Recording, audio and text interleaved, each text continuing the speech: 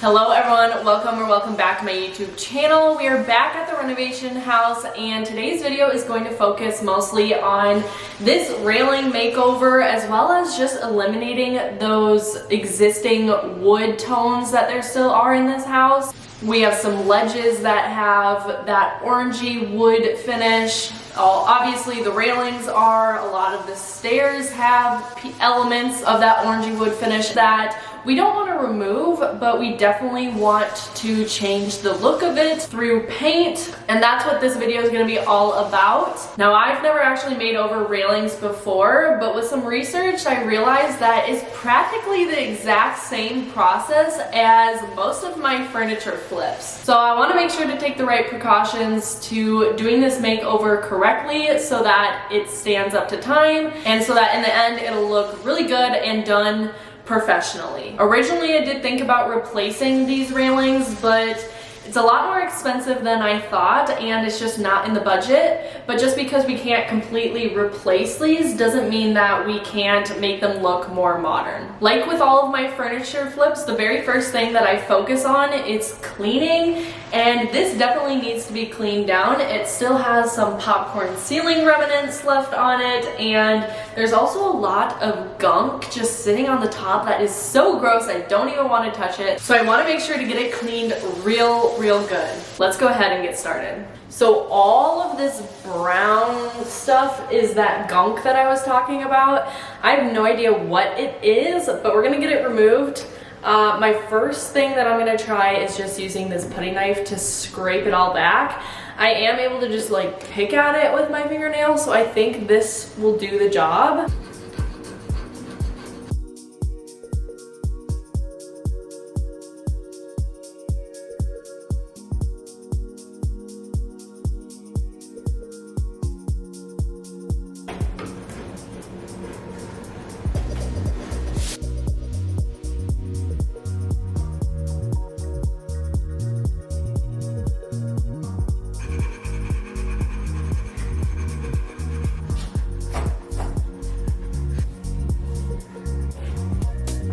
So now that I got as much of that junk off as I can, I got my white bucket here, I've got warm water, and I'm using a grout sponge. I am also going to put some of this Dawn dish soap in there to cut back any more of that grime that is left on there. Like I said, I did my best with the putty knife, but there definitely is still some left on there. So that, hopefully this will get the rest of it off, plus it'll also get off all of the remaining popcorn ceiling junk that's on it. I'm not really asking, we'll get away to a place where we don't know. About to see the world in action, what we can be, life with no distractions. We'll get away, this is what we waited for. Take my hand, we'll make it somehow. We can't miss out. I'm done living life with the lights out, die with my own doubts. Be free. So I let everything dry for a couple minutes, but now that it is all clean and dry, we're gonna go ahead and sand this down. Obviously there are a lot of curves on here, so I'm not going to be able to use my sander for everything. In fact, a majority of the railing pieces here are going to have to be hand sanded, which is kind of a pain, but it's something that really needs to be done. I'm just using a 220 grit. This is going to be a good grit to just roughen up the surface so that primer and paint will adhere to it. And then once we're done sanding, we're gonna go back and wipe it all down one more time. I know that seems like a lot of work, and you may be thinking that it's unnecessary to clean before because we're just gonna get it all dirty again, but that's really not the case, because if you do sand it before you clean, all of that grime that was left on the surface will actually just be dug deeper into the surface, and it's not good. Although it is a pain having to clean, sand, clean again, it's definitely necessary.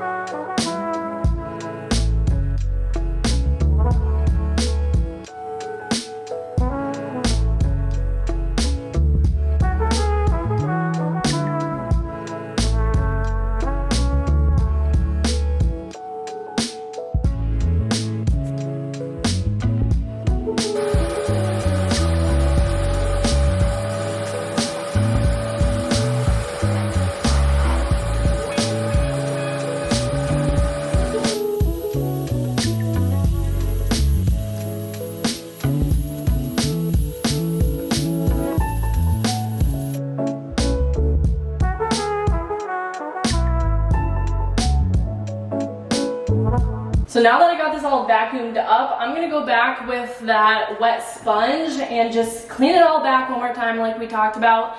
I'm gonna do it off camera because I don't feel like you guys need to see that another time over. I'm not doing it with soap, I'm just doing warm water. And then this will also give some time for my camera battery to charge because it's almost dead. But once this is all cleaned up and dried off, we can get started on actually priming this railing, which is probably going to be the most fun part of this makeover. So it's actually the next day. You can probably tell because the lighting is a little bit better. It was getting pretty dark, so I didn't want to start painting, and the lighting was pretty harsh for filming, so we're just starting it again today. We are going to get started on priming. I'm using the Kills primer today just because that's what I have on hand. Plus it'll help with eliminating the little bit of cigarette smell that we have left in this house. That's not much now that all the walls are done, but it's better to be safe than sorry. This is the part that I was the most excited about, and I was actually kind of sad that I was waiting until today to do it, but finally the time is here.